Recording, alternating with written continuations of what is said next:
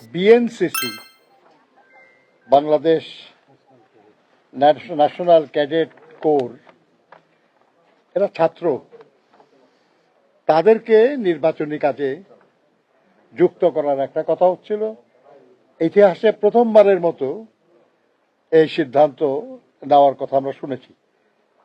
এটা এখনো চূড়ান্ত কিছু হয় নাই হয়তো, কিন্তু আমরা জেনে এটা আমরা আমাদের দলের পক্ষ থেকে আমরা নির্বাচন কমিশনকে বলেছি যে ইয়াং বয়সে এত ছাত্র তাদেরকে সংসদ নির্বাচনের মতো একটা মানে জটিল রাজনৈতিক প্রক্রিয়ায় সম্পৃক্ত করা ঠিক হবে না। এই কাজে যুক্ত হলে তারা এবং তার প্রতিষ্ঠান বিতর্কিত হতে পারে। সেজন্য বেটার হবে যেন তাদেরকে নির্বাচন প্রক্রিয়ায় সম্পৃক্ত করা না হয়। কারণ আমরা জানতে পেরেছি যে এটা যদি করা যায় আর কি, তাহলে এরপরে বলা হবে স্কাউটদেরকে এ কাজে নিযুক্ত করা হোক।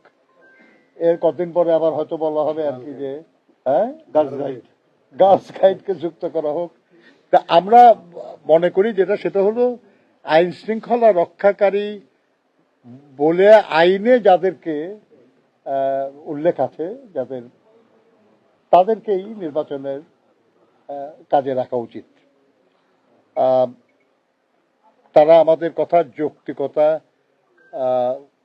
স্বীকার করেছেন এবং এ ব্যাপারে তারা আলোচনা করবেন এবং করে সিদ্ধান্ত নেবেন। আমরা এটাও জানতে পেরেছি যে নির্বাচনের দিন বা নির্বাচনে বিভিন্ন নির্বাচনী এলাকায় শান্তি শৃঙ্খলা রক্ষার নামে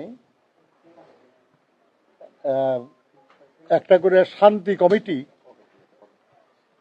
নাকি গঠন করা হবে।